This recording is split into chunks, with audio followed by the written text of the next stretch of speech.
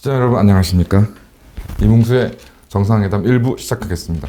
오늘은 이제 안 그래도 최근에 일반적으로도 많이 좀 관심이 좀 많으시고, 특히 이제 뭐 대표 등이 이제 SNS 등으로 당 홍보 활동을 이제 강화하라는 이제 말씀도 있으시고 해서, 이제 앞으로 뭐 어쩔 수 없이 이제 SNS를 활용하셔가지고 여러 가지 활동을 하셔야 되는데, 이럴 때 이제 문제가 되는 게 이제 명예훼손, 모욕. 그래서 이제 뭐 회원분들이나 당원분 중에서도 개별적으로 좀 저에게 연락을 주셔서 상담을 하시는 경우도 있고, 실제 제가 사건을 맡아서 좀 진행하는 경우도 있고 해서, 여기에 대해서 좀 간략히 아주 기본적인 내용으로 조심하셔야 될 포인트 위주로 말씀을 좀 드리도록 하겠습니다. 이제 앞서 말씀드린 바와 같이 이제 SNS 활동 등으로, 꼭 뭐 SNS 활동뿐만이 아니라 하더라도 이제 오프라인 활동 등으로 이제 여러 가지 좀 문제가 좀 되고 있는데, 뭐 그 중에 대표적인 게 사실 그 윤미향이 남편 김삼석이 뭐 대표를 상대로 이제 명예훼손으로 고소하고 또 민사 손해배상까지 청구한 사건이 있었고, 이제 마침 또 그 경기도 모처에서 거주하시는 이제 회원 한 분도 이제 김삼석으로부터 고소를 당하셔가지고 고민하시다가 연락을 주셔서 제가 소정의 수임료를 받고 경찰 조사에 입회를 해드렸고, 지금 사건을 맡아서 진행하고 있습니다. 그래서 하여튼 이런 부분들이 좀 문제가 좀 되고 있고, 그래서 결과적으로 이제 그 축구 감독, 세계적인 축구 감독 이제 퍼거슨이 얘기한 것처럼 이제 SNS는 이제 인생의 낭비인 게 이제 분명한데,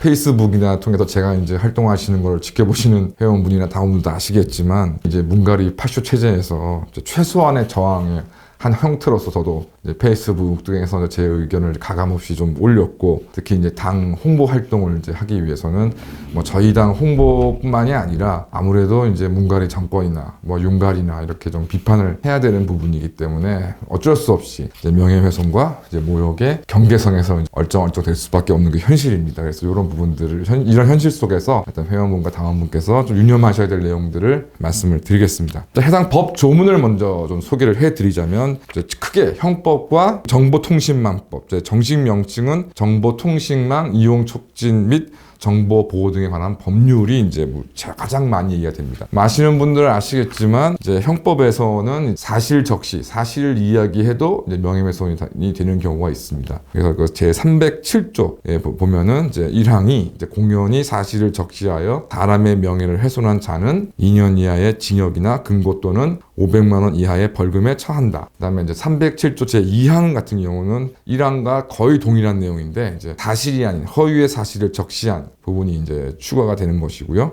그래서 법정 형도도 높습니다. 5년 이하의 징역 또는 10년 이하의 자격정지 또는 1천만 원 이하의 벌금. 그래서 그리고 제 308조 같은 경우에는 이제 허위 사실을 죽은 사람에 대해서 공연히 적시한 경우에도 이제 처벌이 됩니다. 영화 명량에서 한 인물이 이제 배설이 거북선을 불태우고 도주하였다는 이제 도주한 장면이 있어서, 이제 배설 장군의 후손들이 이제 영화 제작사들 상대로 형사 고소를 했는데, 결과적으로 불기소 처분이 나왔습니다. 아무래도 실정법적으로 돌아가신 분에 대한 이제 명예훼손이 문제가 되는 경우가 있지만, 특히 이제 오래전의 일의 경우 여러 가지 다양한 또 역사적 사실과 평가가 이제 존재하는 상황에서 아주 명백한 사실이 아닌 경우면 처벌까지 이르게 되는 경우는 없다고 보시면 될 것 같습니다. 그다음에 이제 309조는 이제 출판물에 이제 등에 의한 명예훼손죄가 이제 규정되어 있고, 여기는 이제 사람을 비방할 목적이라는 것으로 이제 신문, 잡지, 라디오, 이제 기타 출판물에 의해서 300조 제 1항 공연히 사실을 적시한 경우와, 또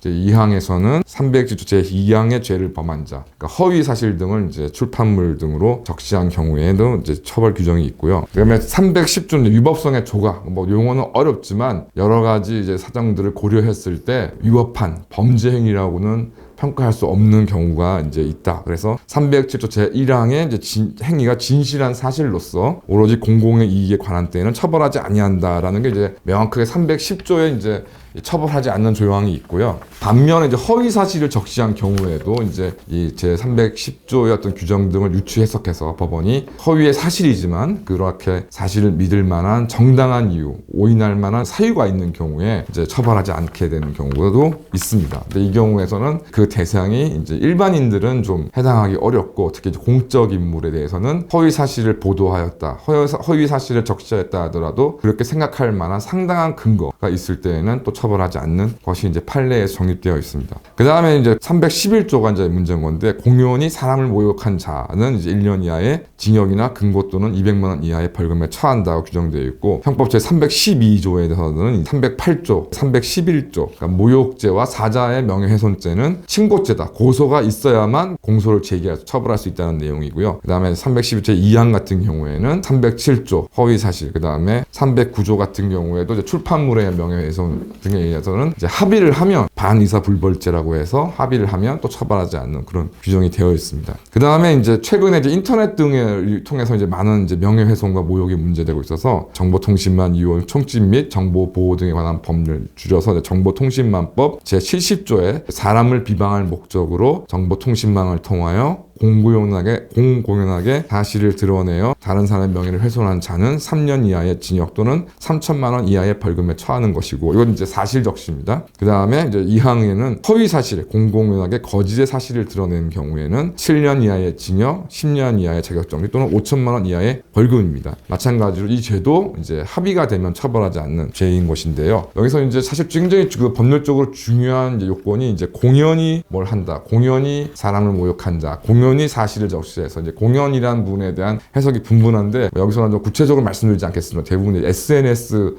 위주로 한 이제 그 활동이기 때문에 내부적인 아주 단톡방에서의 어떤 표현 외에는 사실상 공연성이 인정되는 경우이기 때문에 거기에 대해서는 특별히 좀 말씀드리지 않겠습니다. 일단 첫 번째가 이제 대상이 이제 문제인 건데, 명예훼손이나 모욕은 다 앞에서 보시는 바와 같이 이제 사람이 다 규칙이 되어 있습니다. 그래서 이 사람을 모욕하거나 사람의 명예를 훼손하는 경우에만 문제가 되기 때문에, 잘 아시는 바와 같이 이제 강용석 전 의원 같은 경우에 이제 아나운서 비하 발언으로 기소가 되었었는데 이제 무죄 판결을 받았습니다. 왜 그러냐면 아나운서라는 집단을 지칭했기 때문에 그 아나운서로 지칭되는 그 집단이 사람에 해당할 수는 없다는 것이죠. 그래서 법인이나 뭐 단체가 성격에서도 이제 문제가 될 수 있는데, 기본적으로 형법에서 말하는 정보통신망법에서 말하는 사람이라는 것은 자연인을 의미하는 것이기 때문에 아나운서와 같은 특정 직업 집단은 해당되지 않는다는 것은 확고한 이제 판례입니다. 다만 이제 강용석 전 아나운서는 당시 이제 모든 범죄에 대해서 무죄를 판결을 선고받은 것처럼 주장을 하지만은, 사실은 당시에 이 내용을 보도했던 중앙일보 기자를 상대로 그대로 말 그대로 허위 사실이나 명예훼손죄로 이제 고소를 했었는데, 이 부분에 대해서는 이제 그 보도 내용이 사실이라는 게 드러나서 오히려 그 기자를 고소한 것이 무고에 해당한다. 그래서 무고에 대해서는 유죄 판결이 나왔고, 이는 그대로 확정되었었습니다. 또 한 가지 이제 명예훼손과 모욕의 대상에서 좀 중요했던 사례가 이제 광우병 난동 당시에 이제 농림수산부 장관 등이 이제 MBC나 광우병 난동을 선동했던 자들을 상대로 이제 명예훼손을 고소했었는데, 이것도 그 명예훼손이나 모욕죄가 성립이 안 됐습니다. 왜냐하면 그 사람들이 농림수산부 장관이라는, 농림수산부나 농림수산부 장관이라는 국가기관을 내지는 국가 공무원 집단을 향해서 어떤 그런 내용들을 주장했었기 때문에 명예훼손의 객체 대상이 될 수가 없다. 그래서 처벌이 되지 않았었고요. 그래서 결론적으로 말씀드리면 단체 혹은 집단의 명예훼손은 문제가 되는 경우가 극히 드물다라는 말씀을 드릴 수 있습니다. 그래서 대표께서 잘 쓰시는 표현이 더불어민주당을 두고 거수기당, 국민의힘을 두고 국민의 똥당 뭐 이런 식으로 부르는 것이 명예훼손으로 해당되지 않는 것이, 또 그쪽에서도 이제 명예훼손으로 걸려고 생각하지 않는 것이 일반적으로 단체 혹은 집단, 국가기관에 대한 명예훼손은 문제가 되는 경우가 없다고 보셔도 무방하기 때문입니다. 그 다음에 두 번째가 이제 좀 문제가 되는 것이 이제 사실과 평가를 이제 구분해야 되는데, 이제 앞서 보신 바와 같이 명예훼손이라고 구분되어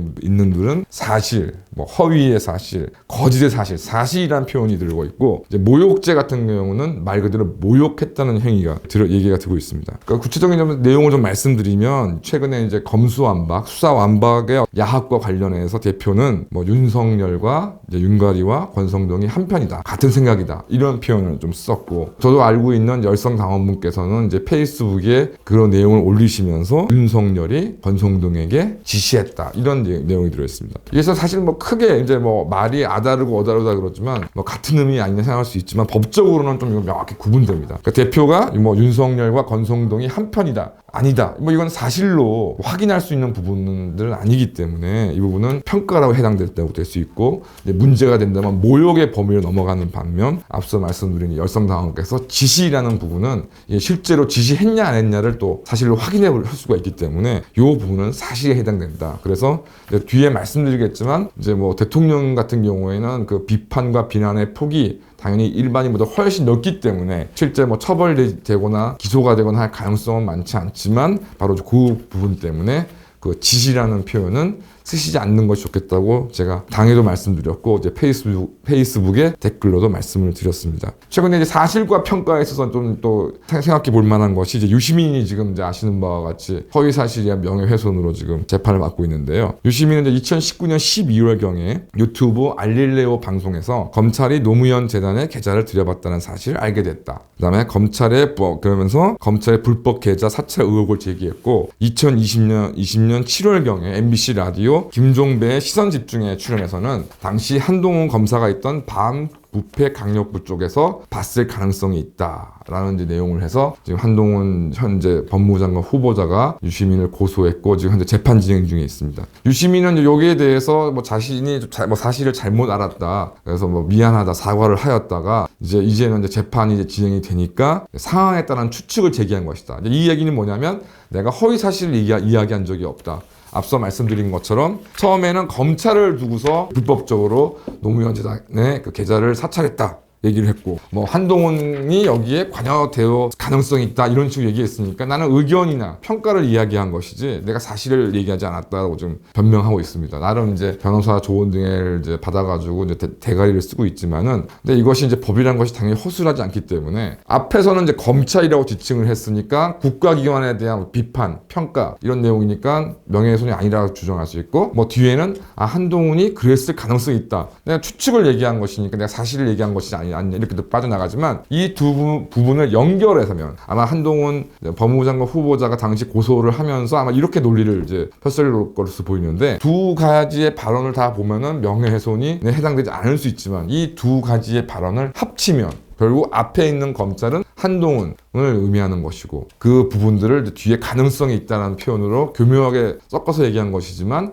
결과적으로 나의 명예를 허위 사실로 명예를 훼손한 것이다 라는 아마 그런 내용으로 고소장을 작성한 것으로 보이고 아마 이 부분에 대해서 법원이 좀 아마 긍정적으로 판단하지 않을까 좀 생각이 좀 듭니다. 그 다음에 위법성 조각 사유로 처벌되지 않는 경우에 대해서 약간 말씀을 좀 드리자면은 앞서 말씀드린 것처럼 허위 사실이라 하더라도 이제 공익적 목적 허위 사실을 사실이라고 오인하였을 합당한 근거가 있으면 처벌하지 않습니다. 유시민의 경우는 뭐냐면 지금 다 시중이나 언론 보도를 통해서 추측하고 있는 것이 유시민이 혼자 자가 발전해서 한동훈이 내 계좌를 불법 사찰했다 이렇게 얘기한 것이 아니라 당시 이제 검찰 내에 이제 친정권 검찰 간부가 그런 내용을 유시민에게 전달해 준 게 아니냐 하는 이제 의혹이 있습니다. 그렇다면 이제 유시민의 경우에서는 확실하게 자기가 이제 한동훈에 대한 명예훼손죄를 지지 않으려면 그때 그 당시 자기한테 그 정보를 전달하여 준 그 검찰 간부를 언급을 하게 되면 당연히 검찰 내에 있는 고위 간부가 그런 내용을 유시민한테 얘기했고 유시민은 그 말이 정말 사실이라고 믿었다라고 생각하는 게 굉장히 좀 합당하지 않습니까? 그래서 그런 부분을 이제 유시민이 밝히면은 무죄가 나올 가능성이 있지만 아마 뭐 그렇게 실토하지는 않겠죠. 또 그 다음에 이제 대상이 이제 어떤 명예훼손이나 모욕의 대상이 고위직, 그 다음에 사회적 영향이 클수록 비판과 비난의 범위가 넓어지기 때문에 처벌이 되기 어렵습니다. 그래서 비판과 비난을 하실 거면 뭐 다른 위험은 있지만 차라리 대통령을 욕하는 게 훨씬 처벌 가능성은 낮아집니다. 그래서 고용주 변호사가 공공연하게 문재인을 상대로 공산주의자다라고 얘기를 이제 했음에도 불구하고 이게 처벌이 되지 않은 거 잘 알고 계실 겁니다. 처벌이 되지 않은 여러 가지 이유가 있지만 이 공산주의자라는 이 표현도 어떤 사실을 적시하는 것이 아니라 그 문재인의 대가리가 문재인의 사고 방식이 공산주의자다라는 것은 평가의 부분에 불과한 것이기 때문에 허위 사실을 적시한 것이 없다라고 이제 사실을 적시한 부분이 없다는 것이 이제 무죄의 가장 큰 이유가 됐었던 것이고요. 반면에 비슷한 내용은 생각되지만 고용주 변호사가 문재인은 뭐 남노당에 입당한 경력이 있다던가, 하여튼 뭐 남노당, 죄송합니다. 조선노동당에 입당한 경력이 있다던가, 조선노동당의 당원이다 이런 식으로 표현했다 그러면 이거는 허위 사실이란 명예훼손으로 아마 처벌되었을 가능성이 굉장히 높다고 생각이 듭니다. 왜냐하면 문재인이 조선노동당 당원인지 가입을 한 적이 있는지 확인할 수 있는 방법이 없으니까요. 그렇다면 고용주 변호사가 이제 그런 부담을 졌겠죠. 그래서 고용주 변호사가 공산주의자라는 표현을 쓴 것은 공안 검사로서 또 변호사로서 거기에 맞는 표현을 처벌되지 아니할 것을 염두에 두고 그 표현을 썼다고 보실 수 있겠습니다. 그 다음에 김삼석 같은 경우는 사실은 이제 대표를 고소하면서, 그 다음에 제가 말씀드린 회원인 분을 고소하면서 이제 다시 이제 내세우는 게 자신은 윤미향의 남편일 뿐이고 노무현 정부 때 그 일반인일 뿐이라고 주장하지만 노무현 정부 때 군 의문사 조사위 활동 등을 통해서 또 이제 종북 단체에서 종북 칼럼을 쓰는 아주 공개적인 정치 활동을 했던 사람이기 때문에 이 사람 같은 경우에도 공적 인물이라고 볼 수 있기 때문에 여기에 대해서 평가를 하시거나 비난을 하시는 부분에 대해서는 처벌 가능성이 좀 높지 않다고 좀 봅니다. 그다음에 이번에 좀 새롭게 하게 된 것이 이제 김삼석 등이 이제 자신들이 어떤 간첩죄 무죄를 받았다 하면서 아주 그냥 그 부분만 주장하고 있는데, 앞서 말씀드린 강용석 전 의원과 마찬가지로 김삼석이가 간첩죄는 무죄 받은 건 사실이지만 국가보안법 위반죄는 재심에서 유죄를 받았었습니다. 여기에서도 정리해서 말씀을 드리면, 그래서 대표와 이제 방송 등을 통해서 이러저러한 이야기를 이제 언급을 할 때 대표가 나름 그래도 굉장한 많은 경험들이 있기 때문에 이 부분에 대해서 허술하게 얘기하지 않는다는 점을 좀 아셨으면 좋겠고요. 그래서 대표가 발언을 어떻게 말하는지를 잘 들어보시고 그 부분을 가급적 정확히 좀 이렇게 인용을 하셔가지고 배스 행동을 하셨으면 게 좋겠다고 좀 생각이 좀 들고요. 특히 사실을 추측하는 부분, 이제 무의식적으로 그런 경우가 저도 많은데, 사실을 추측하는 것은 좀 위험하고, 그러니까 이제 언론 기사 등 확정된 사실에 근거해서 거기에 대해서 이제 평가를 내리는 부분은 뭐 대부분 뭐 법적인 처벌에서 안전하다고 생각이 좀 듭니다. 하여튼 그럼에도 불구하고 이제 김삼석 같은 악질한테 이제 걸리면 고소를 당하게 되는 것이지만, 뭐 그렇게 고소를 당하셨다고 그래서 너무 공포스러워하지 마시고 잘 대처하시면 실제 처벌로까지 이제 이어지지 않을 것이니까, 그런 부분이 생기시면 당이나 저에게 문의하시면 될 것 같습니다. 하여튼 사실과 평가를 잘 구분해야 된다라는 말씀을 좀 드리고, 그다음에 그 평가에 있어서 이제 욕설처럼 되면 이제 모욕죄가 되는 것이고요. 욕설이 아닌 부분들이면 그냥 단순한 평가에서 처벌의 범위에 들어가지 않는다. 이런 부분들을 좀 유념해 두시고, 구체적인 사안들이 생기실 경우에는 자체적인 스크리닝을 통해서, 그래서 가급적 대표가 쓰는 표현 그대로 쓰시는 것이 좋다라는 걸 다시 한번 정리해서 말씀드리겠습니다. 다음에 또 기회가 되면 이 부분에 대해서 설명을 드릴 기회가 있을 것입니다. 감사합니다.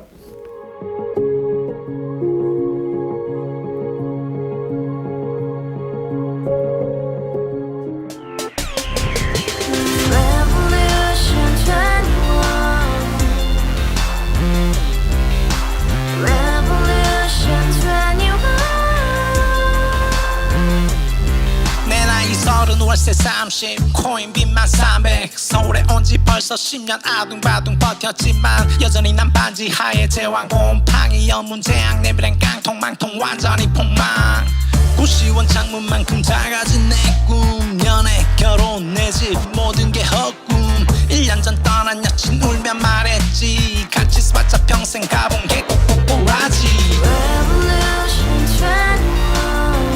가바후스 700 나도 소유주 가바후스 700 나의 소주 택시기사 우라부지 마트 캐셔 울어무니 우리 집안 다 털어봤자 후줄 그래 개선민 내미래 거기서 팍 끝난 거지 팍 더 이상 노력 따윈 괴물이 스펙 찾아서 말리 비오는 날 알바 잘려 맨날 학원 날 개쳐 발려 밤비 내리는 양화대교 홀로 걷고 있을 때 현수막에 아로 새겨진 평당 700짜리 아파트 다같이 소리 질러 혁명 21 가바후스 700 나도 소유주 가바후스 700 나의 소주 live together in the house, brand new day, and your dream had just begun. Revolution 21, only hope and happiness. 너의 곁에 내가 영원히 함께. 지금까지 정치인들 입만 열면 칩칩칩